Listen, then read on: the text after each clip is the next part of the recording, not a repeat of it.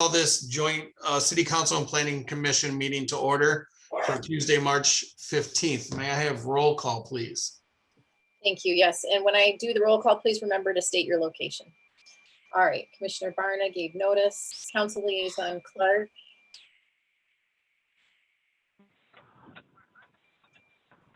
I'm here from Mason, feeding back, and I can't find that connection. Vice Chair Howe. Here from Mason, Michigan. Commissioner Husby.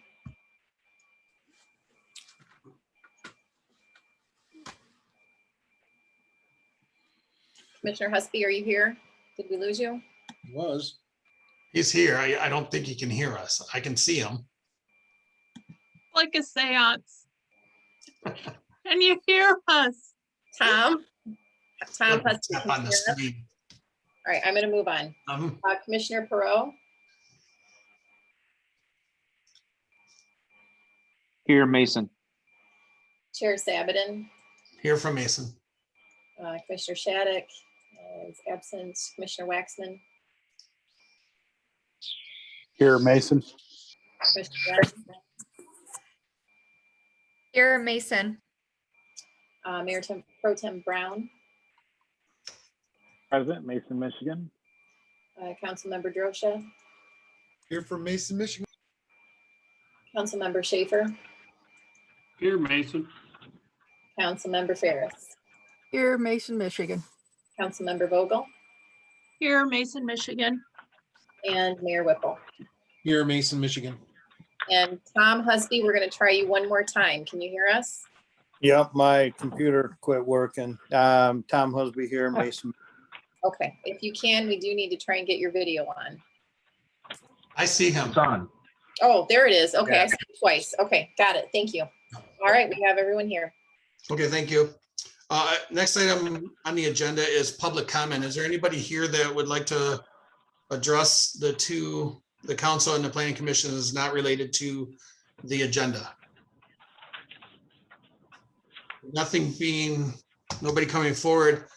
Item number 4 is a presentation by Mr. John Lynch. Mr. Lynch is the president of Three Rivers Corporation. He is a former city manager of the city of Midland.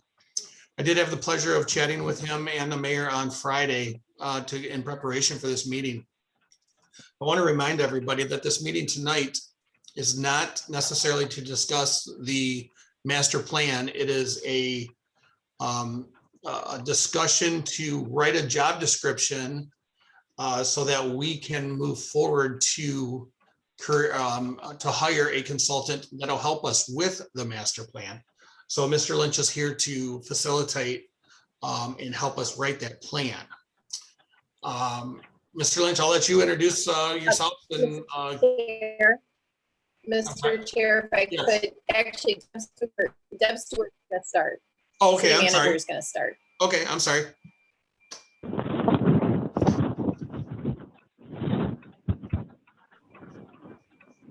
Okay. Thank you first for everyone being so patient. I know it was a long haul waiting for council to be over, but I'm really excited about this discussion, and I hope that this will be productive for you, as I think it'll be for staff.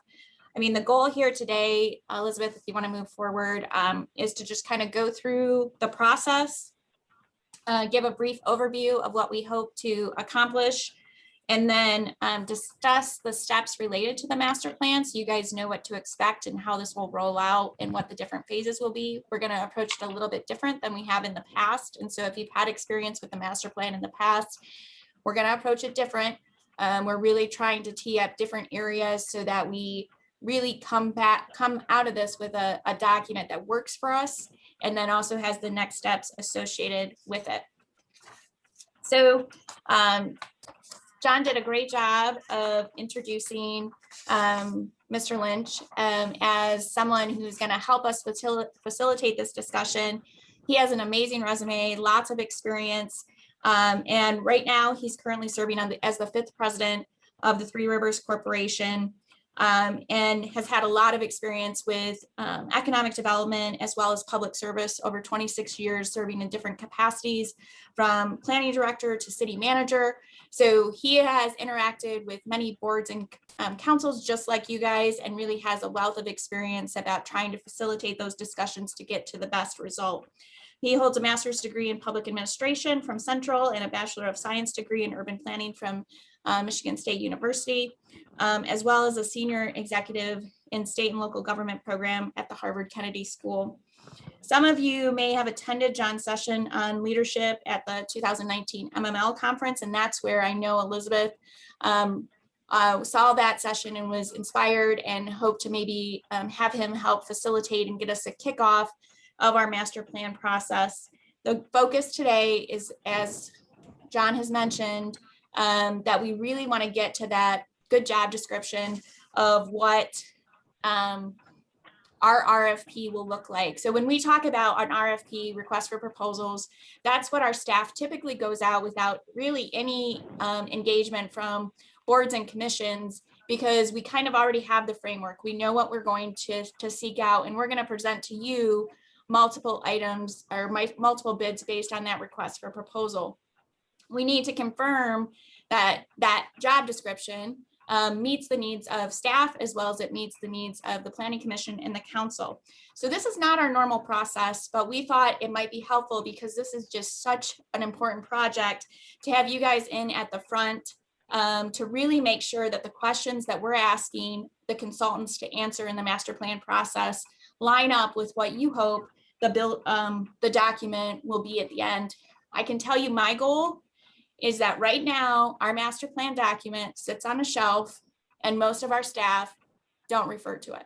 Most of our council doesn't refer to it on a regular basis. We know it's there, but it's not a useful, helpful document. We want something that's actionable, that we can refer to, that really helps staff make decisions and helps us make recommendations to our boards that we serve.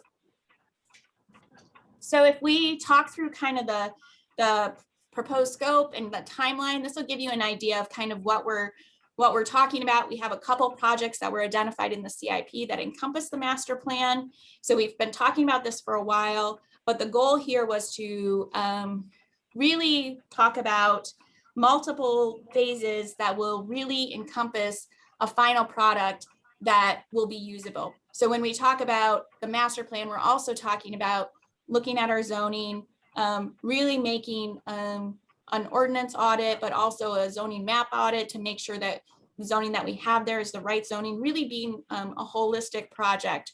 So when you look through here, we're talking about a kickoff with the consultants, audit and recommendations based on our current documents, community engagement, a draft plan that you guys would obviously be a part of throughout this process, the community review of that plan, and then finalizing that plan, and then moving forward with the adoption of any ordinance amendments based off of that plan. And really using this document to inform future CIP and other things that really, are our decision makers as we go forward. So when we talk about auditing and really looking at what we have now, the focus is to make sure that we confirm that the previous goals and objectives of the master plan are still our goals today. And then we really look to make sure that our ordinances are lining up with those goals. We know that we have ordinances that are outdated, that are not user-friendly, and some that are even not possible to be enforced because laws have changed. And so that is part of that overall audit to make sure that we walk away with these sections really being evaluated. So when we talk about the flow chart of authorization, you guys have seen this chart before. It's in our CIP document. We're really I want to make it clear kind of when we're pushing on certain documents and how it flows into other documents. You'll notice something interesting. I know Elizabeth and I have talked about this before, is we kind of are walking backwards as we go through these items. We've really formalized how we approach council action. We've formalized our budget process by making it multi-year. That's really helped us inform decisions. Then we improved our capital improvement program, which we now know is a document that we use and depend on from staff and rely on to drive the budget. We've done our other plans, our rec plan, our park and rec plan, as well as, you know, those more focused kind of discussion items like the library feasibility study and some other things like that, that really drive individual projects. And then the master plan, which is what we're talking about now, we want to be reflective of this action-oriented document process so that master plan is leading to actionable items in those other areas. Our CIP ideally will be able to refer to the master plan with each project. This project should line up, and that's why we're recommending it from a staff perspective. So all of these will connect, but clearly the master plan, whatever that vision is, we want to make sure the ordinances match that. So that will be the next step.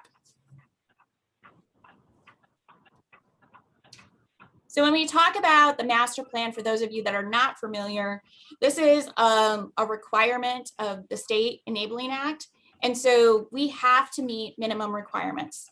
We have to make sure that we're addressing land use and infrastructure issues over the next 20 years and really the physical development of the jurisdiction. So that's kind of like the big box. But then when you look at our ordinances, you start to see a more refined that is also coming out of that Enabling Act. But where we start to look at present conditions, looking at adjacent governments and how we're partnering with them. We also talk about coordination on different areas. So all of this is within our ordinances that are the functions of the master plan so that we're making sure we're checking all of these boxes. A lot of these are pretty routine, and I think some people would say, hey, we'll just update what you did before because it can't have changed that much. Well, I think what we're hoping from a staff perspective, which we'll talk more about, is we want more out of the document than the minimum requirements. We want to make sure that we can use it day to day. So when we talk about the contents of the master plan, you know, these are things that we have to check off. Land use plan, general location and character of streets, railroads, all of those things are important to helping us make decisions. I can tell you, if you've looked at the master plan recently, one of the struggles that we have from a staff is it feels a little like everything, including the kitchen sink, was put in. And it makes it really hard for us to see the clear focus and vision. And so when we're evaluating projects, we can see how almost anything could fit in. And we want to have a more specific document that really helps us make those decisions. From a staff perspective, that will help us make better recommendations within the vision that the community has. So that brings us to the current community vision. If you've read our community vision and our master plan, this is one that we think really encompasses a lot of things. And so part of the discussion about the master plan is this still us? Is this still where we're headed for the next 20 years? Do we need to refine it? Do we need to make it more specific?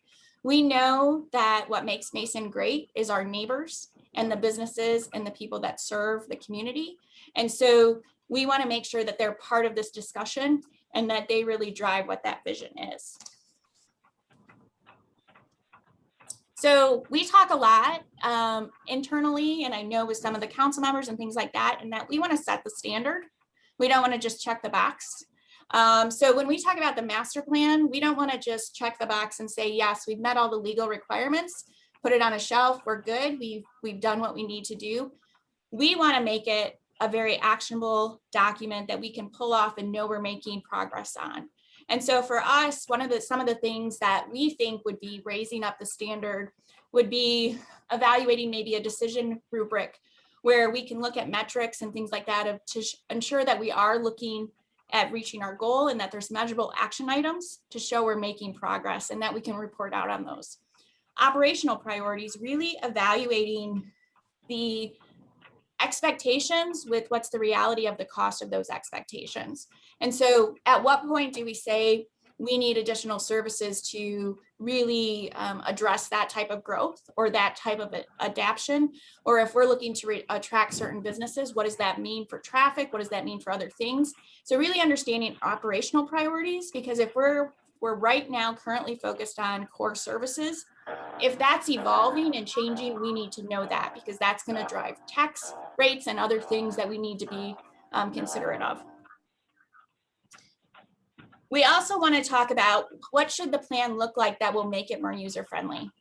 We've seen some plans where they're much more visual and have more graphics and tables and maps. And sometimes that is a little more effective in, target points and things like that than the narrative that we currently have. So I know from a staff perspective, we think maybe a combination would be helpful. We have to cover certain narrative, but also maybe having some infographics and things like that would really make it more user-friendly for our public. So that brings us to where we are now. I really think Mason is at a turning point. I think many of us feel that, where we're considering, where do we go from here? We hear ideas about growth. We hear ideas about adapting, but maintaining that neighborhood feel. All those different items. And I think we really have a situation right now where we could go a lot of different directions, and how we move forward with future planning really can impact that. And what we want to make sure we're considering is the consequences of our choices. When we talk about, hey, we want to add a hotel in this location. Well, what does that mean for traffic? What does that mean for impacts to that neighborhood? What does that mean for fire calls? What does that mean for the potential growth next to it? I mean, we know hotels generally, the types of hotels that we're looking at Mason generally require outlots that are restaurants. So now you're bringing in more chain restaurants and some other things. There's other consequences with those decisions. They're not good or bad, but there are consequences. And so we want to make sure we're thinking about that proactively. I know a lot of people talk about, hey, I'd like this restaurant. And we know when, from my economic development background, a lot of those restaurants have metrics. They have to have so many traffic counts. They have to have all of these things in order for you to be able to attract them or for them to be interested. And so what does that mean for our neighborhoods if all of a sudden we're pushing more traffic for them to get their traffic counts? That could be good. It could be bad. It's one of those things where we have to know those consequences. So we want to really make that part of this discussion of how do those things impact taxes? How do those impact density? How does those impact other things, so that we're not making decisions and saying, hey, I'd like this and I'd like this, but not understanding the full impacts of what that will mean for Mason. So with that, I tried to talk fast because I know you guys have been waiting a long time. We're going to turn it over, and John's going to take over the conversation from now, and he's going to help us kind of refine how we move forward. All right, very good. Thank you, Manager Stewart, and I appreciate the patience demonstrated by all to be here in this moment. I want to make a couple of points of clarification. The first one is that Manager Stewart has touched on what I would characterize as the performance attributes of an effective plan, and the plan, if done well, will serve you in the ways that she's described. The purpose of the meeting here and now, however, is not to determine how that plan will be drawn, written, constructed, or illustrated. The purpose of the meeting here and now is to solicit your input with respect to a couple of key points that will ultimately be built into the request for proposal or the job description for the consultant that you will hire to help you create that effective plan. That's what we're going to spend a little bit of time on. Now, I'm recognizing that we've got 15 folks here between the Planning Commission and the Council who are going to offer some insights today. I'm going to push you a little bit on how we do that, because if you each only speak for 10 minutes, it's another 2.5 hours. And I'm sure we need to be a little more efficient than that. So please indulge me as I try to keep things between the rails and pointed in the right direction that way. And then finally, when it comes to a consultant that's going to help you craft this plan, that's not me and that's not my firm. I want to make it perfectly clear that I'm here today as a volunteer just to try to help you get pointed in a direction that you all are going to be pleased with when the product is produced. I'm here free of charge to the City of Mason because I believe very strongly that communities that are committed to realizing their vision in a collaborative way can find great success, and I do everything that I can across the state of Michigan to help communities get to there. So that's that. Now, having said all of that, what you've heard, I think, about this job description is that we're going to ask you about 3 things that you want to see answered or addressed in the context of this plan. And at this point, if we could, let's get rid of the slide. Let's bring up the the Zoom matrix if you don't mind, because I'd like to lay eyes on the folks who are participating. And when we think about these 3 questions, I'm going to go around and I'm going to call on members of the council and the planning commission to offer their insights on these 3 important things. And of course, there are unlimited numbers of things that we all worry about when we think about the interest of our community. So the 3 things that I'd like you to discuss here in the moment, very efficiently, in a matter of just a few minutes each, have to do with the things that you believe are the most important. And when I say you, I don't mean you as an individual. I mean you as a representative of the community in your official role. In other words, as an elected official, you're a representative of a constituency. And when we talk about these goals of the community and knowing whether or not they're accurate for today, we have to get to some understanding of whether or not they really currently reflect the community's culture, its aspirations, its values. And so that's what I'm asking you to draw on. You're drawing on your networks, your understanding of your own town, and the people that you circulate with about the visions, aspirations, expectations that you've come to understand in your role representing them as either an elected or appointed official. And to help you refine this 3 questions thing just a little bit further, because it can get a little tricky, I know. I'd encourage you to think about it this way. Very often I will ask people, if you were king or queen for the day and you could snap your fingers and make something happen for your town, what would it be? One thing that you'd like to have that you don't have right now, one thing that you'd like to get rid of that you do have right now, and one thing that you think just absolutely has to be retained, something that we got to keep because it's about who we are. Now, you don't have to do it that way for the 3 questions, but I find that often it's very helpful to get people to consider it that way. So something you'd like to add to the community, something you want to keep for sure, and something that you'd like to change or get rid of. One more point of assistance.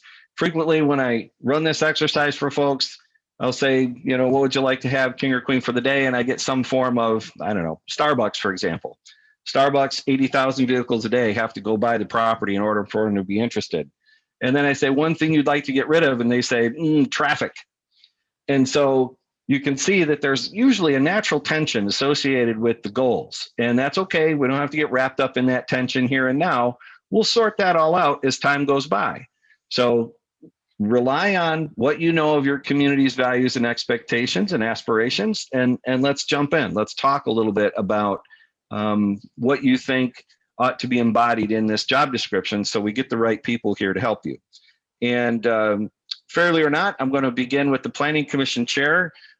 John, if you don't mind, tell us a little bit about the kinds of things that you think should be added, eliminated, and retained in the community as we go forward. And again, I'm going to ask you to try to focus on about 2 minutes because we got a lot of people to get to. Okay. One thing I'd like to see move forward is the area behind, and everybody here will know where this is, behind city limits and the old Andrews Chevrolet, that area developed. There's some property back there that I think the city should attempt to develop, and I'll leave it at that. Something that we should get rid of, that one's tough. I don't know. I truly don't know of that one. And as far as something that I think we should get, to me personally, I live now on the north side of town, and it just seems like there's and I don't know how you would ever go about doing this, just some improved streets. Our streets system's pretty good, but I would like to see that improved. So help me if you can, when you say improved, what does that mean? Does that mean better pavement, better drainage, sidewalks? No, additional streets. More streets. Okay. All right. That's very helpful. Great example. Thank you so much. And you didn't run over the time. I'm running a little stopwatch here to try to keep this all on pace. All right. So that's very useful. Now I'm going to switch over to the city council, and I'm just going to go in the order of the way things are appearing on my screen here. And I'm going to call on John Drosha, Councilman Drosha. Same 3 questions, 2 minutes if you can, please. Sure. The thing I absolutely think has to happen is fiber optic network throughout the entire town to every building in the city. That kind of infrastructure is needed for the future. As far as what I'd like to get rid of, that 5-point intersection at Jefferson and Columbia and Okemos Road. I'd just as soon have Columbia stop a block earlier and go a different direction there because it's absolutely dangerous. And something that I would like to keep is our music festivals and any arts festivals that we have. Excellent. Very good. Very well done. 49 seconds, by the way. Good work. Okay, I'm going to jump back over to the Planning Commission, and I'm going to call on Commissioner Mark Howe. Mark Howe, if you would, please. Thank you. A couple things I was going to add, and I've actually both been touched on, is I think I'd like to see like the 4 or 5G downtown, all throughout the downtown, so you could anywhere you go. And I think we need to develop more to the east of the fairgrounds and also behind city limits. I think we got both those areas are very potential that we're not touching yet, and I think we need to advertise it and get it out there to get somebody in there. Get rid of. Only thing I could think of is, again, the only thing I can think of is the old DPW, which is in the process. That's just outdated and an eyesore. And as far as to keep, I would just the community feeling, the downtown look. We don't want to lose that. Okay, very good. Thank you. All right, back over to the City Council. I'm going to go with Councilman Marlon Brown. Mayor Pro Tem Brown, I'm sorry. Oh, no, you're fine. Thank you. One of the things that first popped into my mind on the wanting to add to Mason would be a destination restaurant. I know that's something we've talked about for years, even when I was on Planning Commission. As far as getting rid of, I'm struggling with that one, so I won't belabor the point. And then as far as the retain or what is kind of most key to our identity, I definitely think of the courthouse square, the character that brings and the sense of community where we hold some of those festivals that John mentioned and where you can just, bump into your neighbor. So. All right, outstanding. And so you all know your staff is taking copious notes as you speak, and all of the comments will be recapped when we get to the end here to give you a fuller picture. All right, back over to the Planning Commission and Thomas Husby, if you would, please. Okay. Get a little feedback.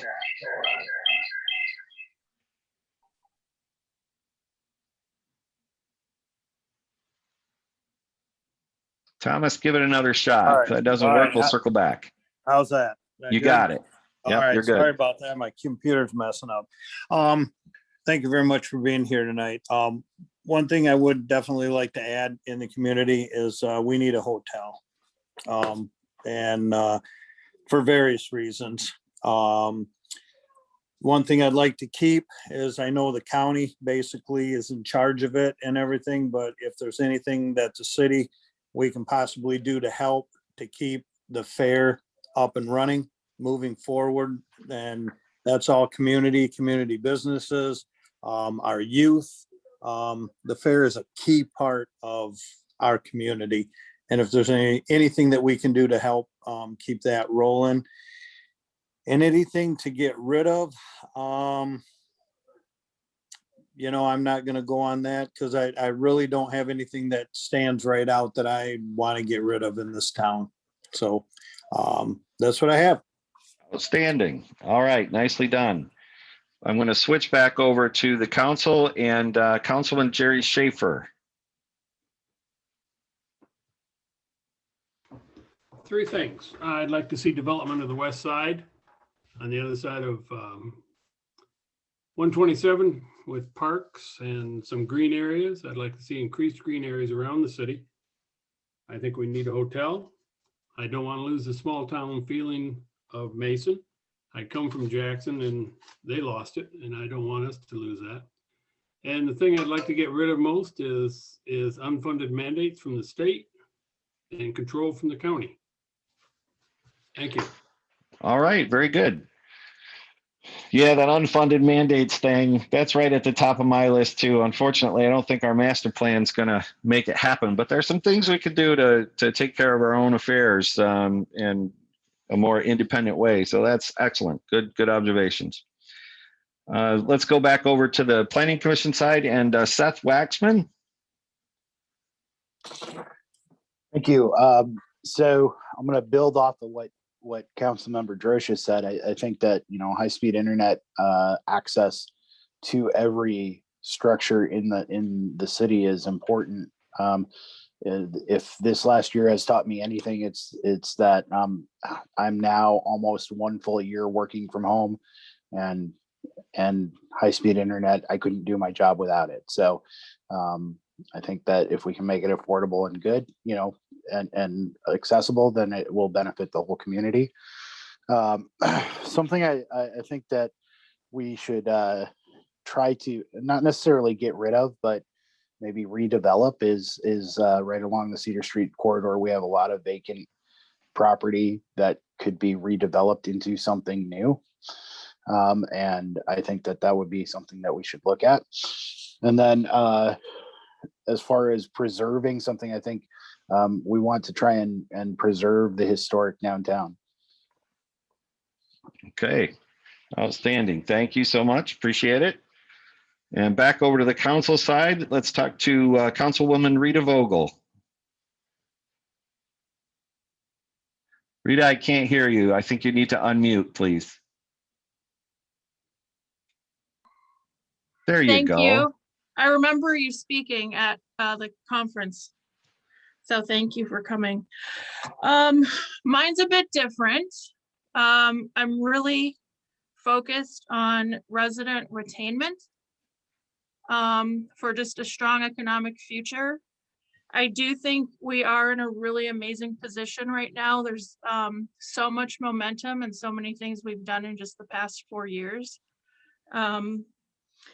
I would like historic preservation to be more of a priority for the city. The department is so understaffed, but it's so vital to getting those grants and being compliant, with SHPO or CLG and all these things that is really free money for us because we are so well positioned. So we could be even better positioned, I think, with more support. I would like to get rid of the stigma throughout all leadership in the community that because we've done something this way for the past 20 years, that's how it needs to be. I think that is dangerous to an organization because it squashes creativity and innovation. Like my colleagues have already spoken, I would like to see a solar panel roof as a pilot for our environment. So we could really see if there's any cost savings. We could upgrade just some green spaces and have some free Wi-Fi out there and just see if that's something worth looking into. Did it work? Did this save money for this particular area of whatever city building we put it on? We're creeping up on 2 minutes. I'm going to encourage you to. All right, I'd like to focus on our younger age group. Mason is really actually young.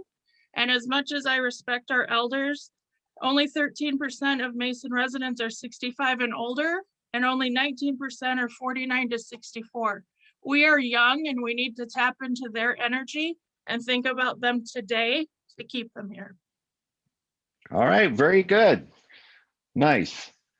Okay, thank you so much for your input. Much appreciated. Back over to the Planning Commission side, and Tom De La Fuente, our youth member. I think that's a good segue for you if you're still on.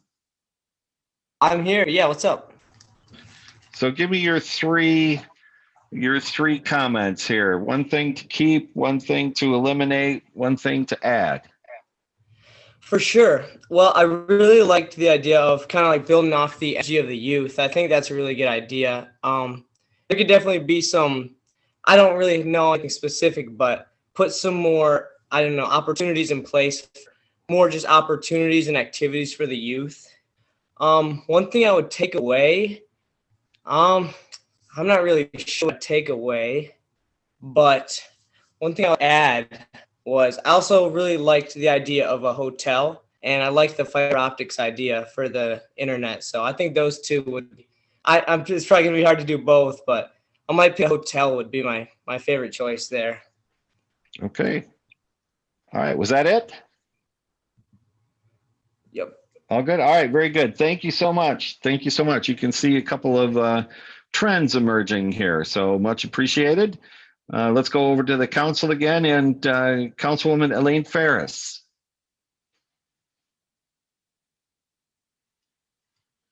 Thank you. Well, I've been revising and revising here. But for keeping. It's okay to small- repeat. Pardon? It's okay to repeat ideas. Right. For keeping the openings for entrepreneurial growth, which we've had. People are going in with people. People are getting information from other people that are already in business. I think that's very good. Goes along with the small town feel. Everybody gives a helping hand. For adding, and this is the biggie that's been a long time lack, and that is communications with the rural, with everybody within the area.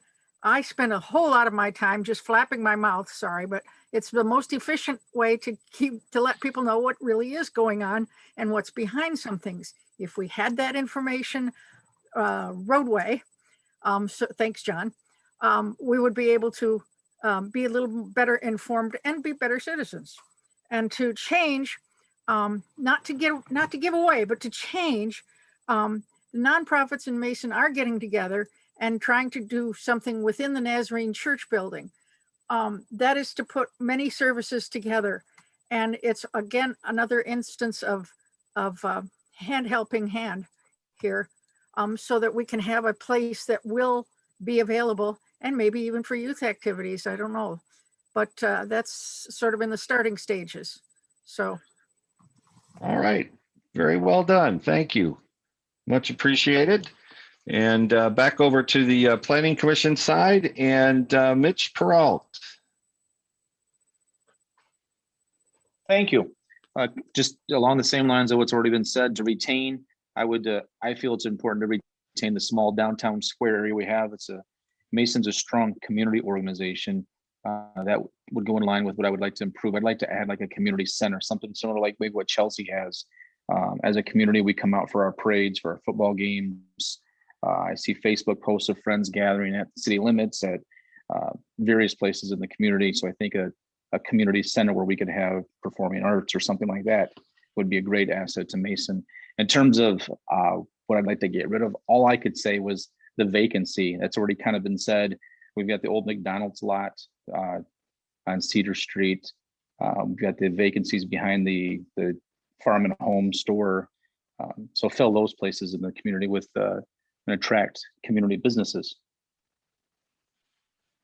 Okay, very nice. Thank you. Back over to the City Council side, and Councilman Leon Clark. And Leon, I know you had some audio trouble. If you still have some trouble, we'll loop back to you, but let's try it. Let's try and see what we got. We got you. All right, very good. Go on. All right. Well, thank you for the opportunity and for you being here. This is my second go round with master plan update, as with some of the other council members and what have you. I think as a council representative, some of the most important things we have to look at, and I've learned over the years that we can all want a hotel and we can all want a destination restaurant and we can all want all these kinds of businesses to come to our community, but the truth of the matter is those are driven by economics. And we've had companies come into town and look at specific sites for hotels, and for one reason or another, they didn't go. We've had another group that tried to put one up and couldn't get the financing, so they don't go. We need to become more business friendly. We need to taper our ordinances to work more with businesses instead of making things harder for them. We need to maintain, a lot of people that move to this community say they move here for because it's a Norman Rockwell community. We need to keep that and keep our development measured and tempered. So a lot of the properties that have been mentioned so far as developing are all privately owned. So we can certainly talk with the private owners and share visions, but what they do with their property is to their business unless we want to buy it from them. So I think balanced growth and for me, providing the best community possible for people and the best infrastructure at the best cost is my goal as an elected official. Excellent, excellent. Thank you so much. A couple of good points that we're going to circle back to too. All right, back over on the Planning Commission side, Megan Wren. Hi, thank you. So I have some things jotted down. So something that we have that I would like to have that we don't have, I would love more community involvement, more activities going on to get the community together. I know it sounds kind of selfish and weird, but I live downtown, I work downtown, and I would love to see everyone getting together down here. Like in a weird example, but Netflix shows and things, I feel like there's always an event going on and something that gets everyone together. And I always am like, oh, I wish Mason had that. I feel like it would just do so well here. Also, something that we could get rid of. I feel like we've done a good job at beautifying our downtown that we're so famous for. So I would love to see more of that happening, whether it's like grounding wires in alleys or getting things in old buildings downtown. The old shoe store I know has kind of been at a standstill for so long. I would love to see that put to good use. More shopping and destination spots downtown so that people are coming here from out of town and have something to do for the whole day rather than just coming for one or two things. And having to be retained is definitely kind of like we've all said, that small town charm. I just feel like we're known for that and we need to keep that going, or else it would just be bad if anything happened to that. So love to keep that going. All right, very good. Thank you, appreciate that. By my notes then, I think we've got everyone on the Planning Commission who's with us today. And then I'm going to circle back over to the City Council. And this is my old city manager coming out in me. Always the mayor gets deference for the last word. And so Mayor Whipple, I think you're the last to offer your 3 points, if you would, please. Yeah, my want out of this process would be some approach, some guidance, some direction that would dramatically simplify the approval process in our development ordinances. And I can't really say any more detail than that. I mean, I think it's extremely cumbersome in many cases for people to do relatively simple things, and I don't think it's necessary. As far as what we have to retain, I think we absolutely have to retain the downtown square as a viable economic area. But also, I'm kind of piggybacking, I think, off of what Maggie Wren said, although maybe we're just looking at it from different perspectives. I want to maintain the level of community involvement that we have going right now. And I fully support enhancing that, because this town runs primarily, people don't really know it, on volunteerism, whether it's the Chamber of Commerce or the Youth Baseball League, or the Rotary Club or the Firefighters Association or whatever. And I know a lot of other towns, small towns especially, that would kill to have the level of involvement that we have by private people just getting out and doing stuff because they feel compelled to help out. And I don't think the city at this time does anything to get in the way of that. And I just want to make sure that continues. And I got to be honest with you, there's nothing I would get rid of. Outstanding. Outstanding. Thank you, Mr. Mayor. Appreciate those insights. Okay, so we're gonna start compiling these comments, and I wanted to share with you that a master plan, when it really starts coming together in terms of assisting the community, is composed of a few key things. You know, first of all, it's got to reflect the strategic goals of the community. And we already talked about how those goals are driven by the community's culture, values, and aspirations. And what I heard you guys talk about was Norman Rockwell, the town square, the small town feel, and character. Okay, so you got a good sense of where that begins and what that foundation looks like. The plan also has to adequately address innovation. And you guys have talked about entrepreneurial growth and access to fiber and internet. So you're thinking about that. That's excellent. Good place to start. The plan's got to talk about space utilization. Is the space in the community effectively utilized, whether it's for green space, which you've spoken of, or whether it's for redevelopment, which you've spoken of, or whether it's for new development, which you've also spoken of. So you got the right mindset around space utilization. It's also got to be mindful of your census, where it is now and where it's going with your demographics. And in terms of your demography, you've talked about resident retention, the younger component of the population, and the volunteerism that you see throughout your community. You know, that's related to the composition of your community and your community spirit as well. So you're going in a good direction there. And then finally, and probably most importantly, particularly from my perspective, the financial realities. You know, we can have a lot of wants, but at the end of the day, the financial realities are tantamount to getting things done. And, you know, you get to a point in this stuff where you got to ask yourself, do we want to be right or do we want to be effective? And if you focus on being effective and you take into account the realities of what you're confronted with, you know, you then can focus on things like filling your vacancies, being business friendly, offering the best cost to your taxpayers, right? You want to have the greatest value proposition of any community around. Make your approval processes simple. You know, you're going in the right direction here with regard to these things. And so today, again, is about having the right job description so that when you put this RFP on the street, you are speaking to firms that can grasp these things that you've just spoken of and can bring to the table the insights around, you know, what's doable and how it's doable. You know, you've heard your city manager say, we don't want to have a plan that just sits on the shelf. This is about stacking things up so that you can deploy your resources. You know, and I've not been through your budget, but I can tell you from my days, the resources are not necessarily plentiful or easy to come by. And so your citizens, I would imagine, expect you to deploy your resources in a very efficient manner.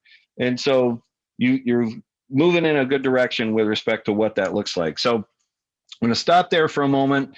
I'm going to go back to Manager Stewart. I think we've gotten a good start on the discussion around the things that need to be baked into the plan. And I know you guys are compiling your comments.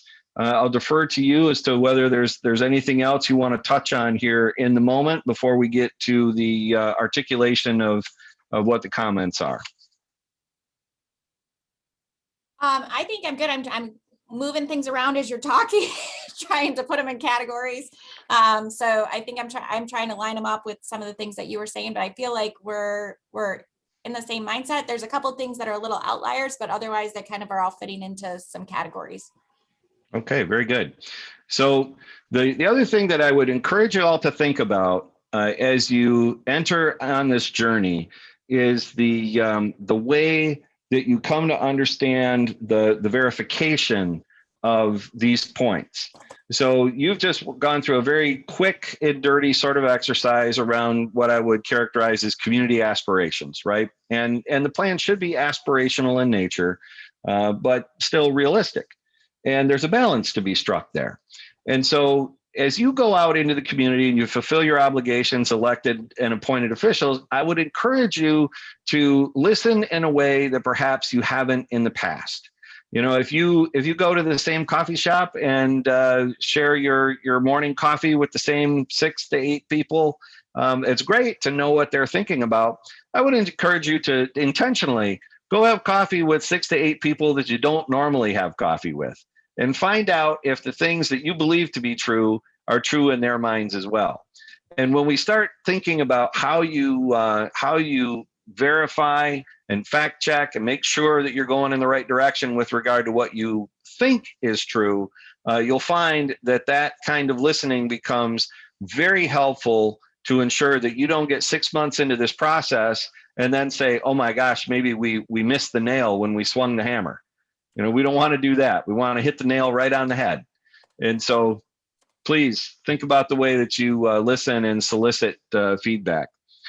So what you're looking at here is a reference to the way that we solicit the community's conversations around these things. This kind of exercise that you've just gone through right now, being in a position to help people understand what will come to pass with regard to the planning process and soliciting their involvement and engagement, that can be very useful.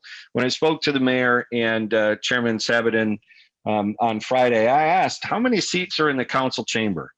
How many chairs are in there? And one of the things I would always do with elected and appointed officials that I worked with when they were new to their seat, I would have them come into the council chamber and literally count the chairs. I thought I was nuts, but it's count the chairs. And you've got about 50 or 60 chairs in your council chamber. And when that chamber is packed, shoulder to shoulder, no more air to breathe, there's probably about 200 people in that room. And when you're in that room with 200 people, it feels like the weight of the world is coming down on you. But there are 8,500 residents in your town. And so when that room is full, when that room is packed, you're looking at less than 2% of your entire local population. And you all are acting in the interest of all 8,500 of those residents. And so thinking proactively about how you're going to reach out, how you're going to give people the opportunity to be involved. Not that everybody will be, the numbers vary depending on, your community and how much people really are excited about this kind of thing. But it's important to give people the chance.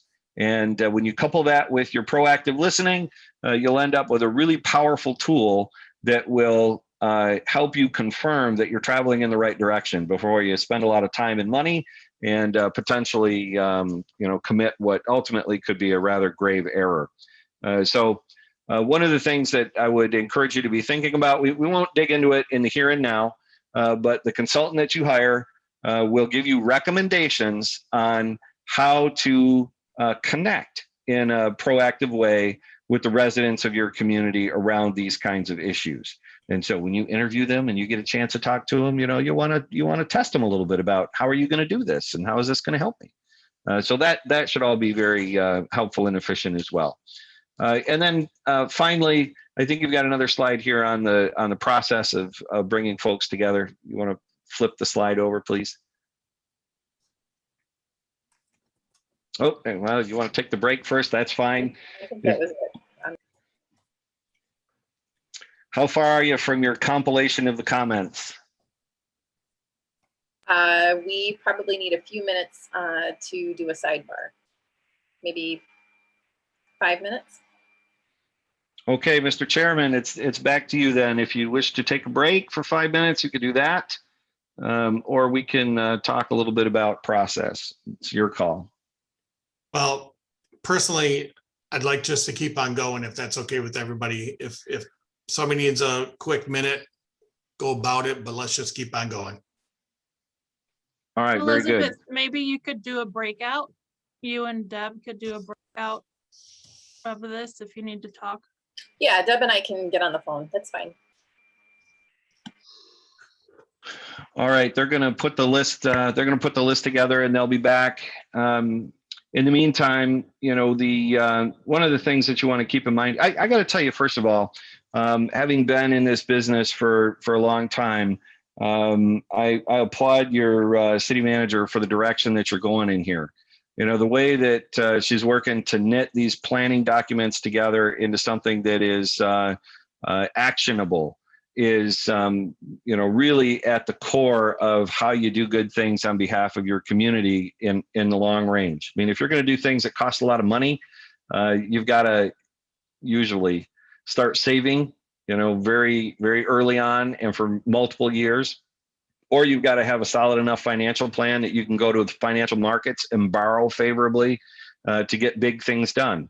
And, if you're on a call with Standard & Poor's, they want to know about this kind of stuff. They want to know about how hard you've worked to really understand where your community's at and where it's going, and what the financial veracity of your planning profile is. And so you're going in a great direction there. the last thing that I would underscore for you before your staff comes back in is that, this process, it's going to take a little while. You saw the timetable that they've laid out here, a year and a half or better. I would encourage you to look at the process as the most valuable component of the plan.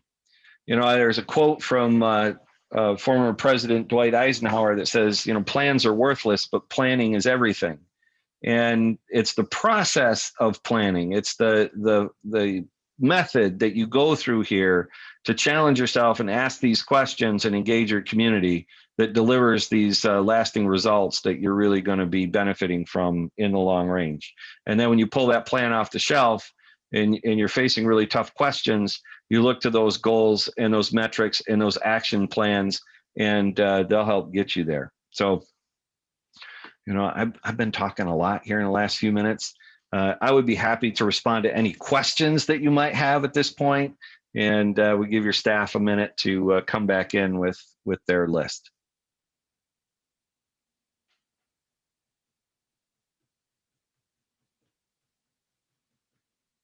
Anybody have any questions at all?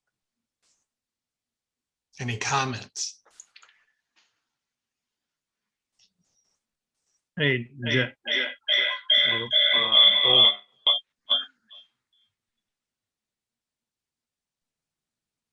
how's that? Much better. Sorry about that.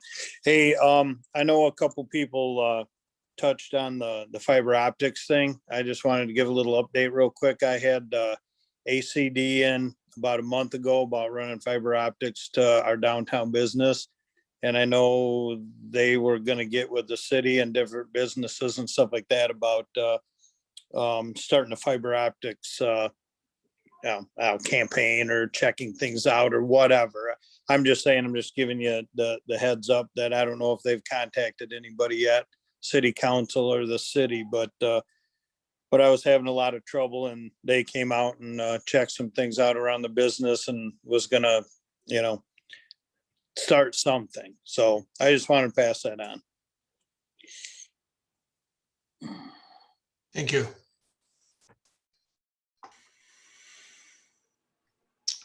Councilmember Ferris. Just one, this process is going to take some time. What can we do in the meantime as individuals to go ahead and help feed the process along? Yeah, I think one of the key things that you can do as either an elected or appointed official is to be thinking in terms of what you need to get from the end product and from the process. So this conversation today is just kind of scratching the surface. And as you prepare to go through it, the last place that you want to be is to have questions or concerns that are unaddressed or unresolved. And so this process will help build out the job description for the firm that you're going to hire. Once you have that firm on board, you want to make sure that you've effectively articulated those key points that you believe are most important to your constituency. Be thinking proactively and deliberately about those things. I think I'm getting the note that Manager Stewart is ready to come back in and kind of walk through the summary here. Yes, I'm going to try to share my screen here. Thank you for your patience. We were frantically moving things. Let's see.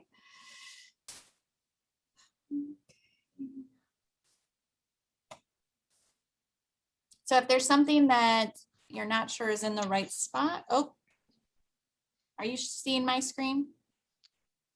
I am. Are you seeing the list? Okay. Yes, just if you can make it bigger.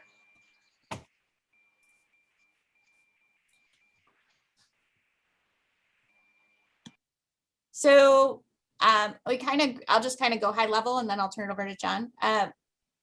We grouped it into preserve that neighborhood small town charm, and then some of the ideas we felt kind of fit under that, and then innovation and forward thinking. We identified innovative infrastructure, the 5G, the solar panels, things like that, the new DPW, being more business friendly as under innovation, improving the development process, getting rid of, we've always done it this way, that entrepreneur growth businesses helping businesses, focused on younger age group and what their needs are under that. And then we kind of categorize the next area as best utilization of limited space. We know we have limited space in Mason, so how do we utilize it to its potential? And that included everything from traffic to some development in underutilized areas. That's excellent. That's excellent. Anybody, now that you see all of these things compiled together, it's important that for the good of the order, we make sure that we haven't missed anything or misinterpreted, more importantly, anything that you had intended by your comments. So if anybody believes that we haven't gotten it right here, please let us know now, if you would.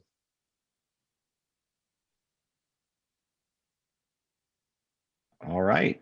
Hearing none. I see Councilmember Ferris. Okay, very good.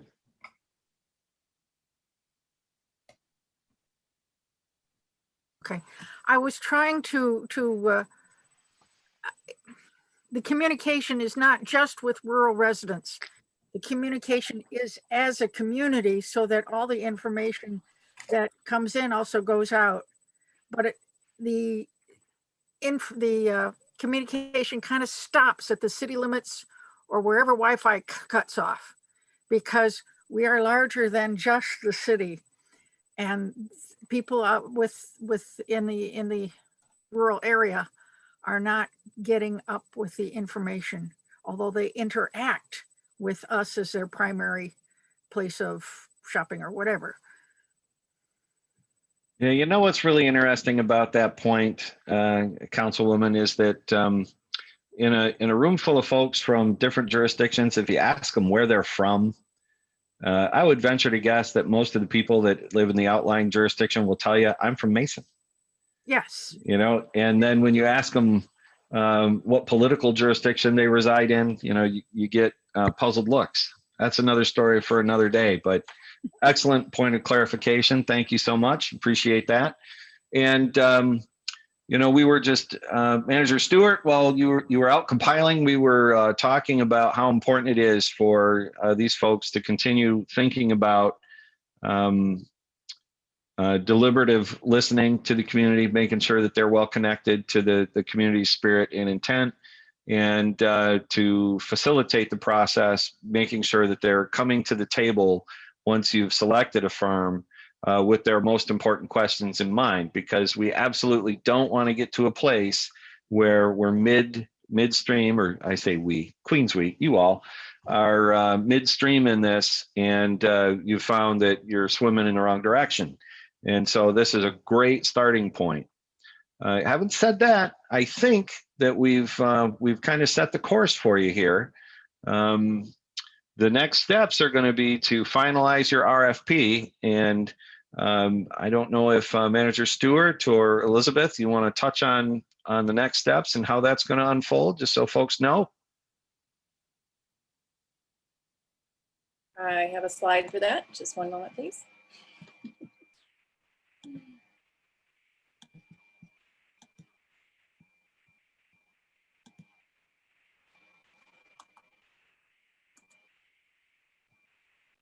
Deb, did you want to walk through this?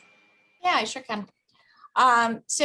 This is just a reminder of kind of the timeline. And, you know, in that, prior to that kickoff, we need to post the RFP, we need to interview in the selection, and then award the contract through the city council as well. And so those steps are definitely the more formal steps, but we also want your feedback of if there's anything from an actual outcome of the plan. When I mean outcome, I mean the product looks like this. If there's an expectation of that, that would be good to know. That would make it more user-friendly for you, or key to you. Would you like it to be more visual, more narrative, things like that? Those are the kinds of things that we are looking for some feedback on, and that can come in individually, and we'll take that into context. But the next question we have for you is, we were considering, and staff would like to have a representative from Planning Commission and Council consider being part of our interview and selection process. If that is of interest to you, we'd like you to consider that at your next meeting and designating who that person would be to represent your two boards. We think that might be a little better process, and also maybe create a little bit of a liaison into the master plan process of an individual that can really advocate along the way with that RFP, of knowing what, comparatively what other companies offered and why we selected this one, and really kind of have a little more inside information, because we know this, we want this to be your plan, and we want to make sure that you guys are bought in from the very beginning. So if that's something you would consider, I'd ask you to consider that at your next meeting and designating someone. It is okay if you don't want to designate someone. If you'd rather have the full board just get updates, that's fine too, but that would be up to you guys. And then I don't know, Elizabeth, I don't know if there's anything else you want to make sure we cover. I think we've done a lot of work in a short period of time, and I really appreciate everyone taking the time. As you see in this timeline, it's going to be a long process, and we're going to need you to be engaged throughout the entire process. But our hope is that if we start off on the right foot, that's really going to set the stage for it to be successful. Elizabeth, did you have anything else you wanted to add? No, other than just thank you. Thank you to all of you who have, stayed through the evening to help us with this process. And especially thank you to John Lynch as a peer and someone who has stepped up, sharing very generously of his time and his wisdom. And we really appreciate it, John. Thank you very much. Happy to be here. Thank you. Good luck. You guys are on a great path. You got a good team. Thank you. All right, with that being said, is there anything else that anybody else would like to bring up real quick? All right, John Lynch, I would also like to thank you, and I'd like to invite you back in about a year and a half so that you can see where we started and where we finished. I think that would be, I'd like to get your thoughts on that, and, just see what you think if we followed through, as I think we will. Absolutely. All right. Chairman Sabaton? Yes. I would like to go one further, and I think he should come back and defend what we've done and make sure that make sure that he fulfilled his obligation to make sure that we got the proper end. I'm going to hold his feet to the fire. I like it. Perfect. Thanks, There's a great mayor right there. He's going to hold my feet to the fire for the things that you guys are going to do or not do. Oh, Smart man. You betcha. You're the city manager, and I'm going to pick you right now. There you go. No good deed goes unpunished. Gotcha. All right. Thank you, everybody. With that being said, I will adjourn the meeting at 9:51. Thank you, everybody. You got done by 10, John. Good job. What I do. Good night. Good night, everyone. Good night.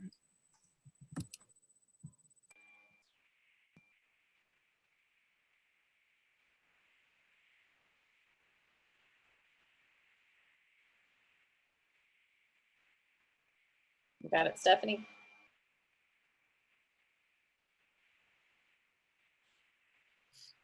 Do I just end it? Yep. Okay. Stop recording. Okay, have a good night. You too. Thanks. Thank you.